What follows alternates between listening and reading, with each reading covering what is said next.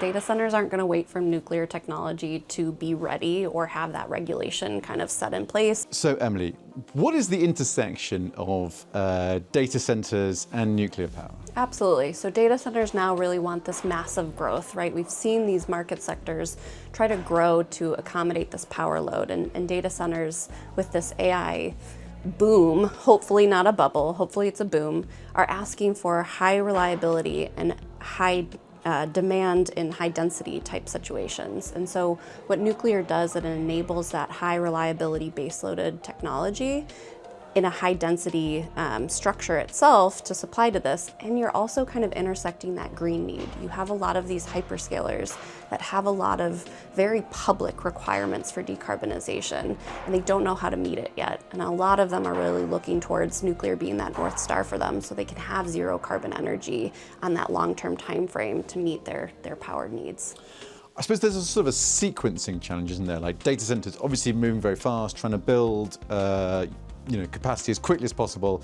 Nuclear power, as we've been discussing here today at the conference, it's a longer time frame. SMR's what, 10, 15 years? How do you sort of find some way between these two challenges? Yeah, we have to compromise a little bit, right? So data centers aren't going to wait for nuclear technology to be ready or have that regulation kind of set in place and figured out perfectly before we can finance or insure everything.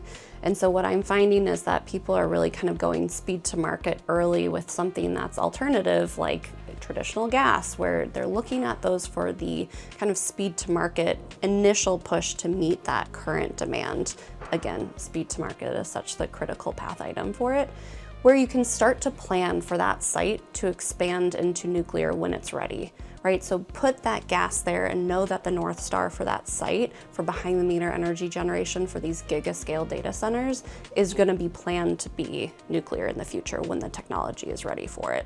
So I think it's really just about the phasing and early planning to make it clear that there is a push for it. You can lock in financing, you can lock in some of those early profit margins to start to find ways to refinance and get that type of nuclear technology on the books.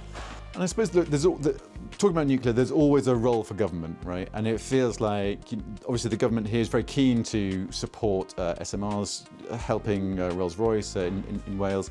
What is the role for government and nuclear innovation and data centers? How do they all come together? How do you align those incentives? Yeah, I mean, again, timeline is really hard, and we need to be more vocal about the fact that one of the critical path items is not having enough regulatory landscape that gives us a clear pathway to that in the future. We can't finance anything with that risk profile where we're just not sure where we need to go. And so kind of giving that feedback of, look, we can't do it unless you're a partner with us. Part of that, though, is the community impacts. NIMBY is such a clear thing that still happens in the States, it happens in the UK. Nobody wants it in their backyard. And so being able to educate some of that kind of community membership as well is really kind of important before you can get, I think, that full government and regulatory buy-in.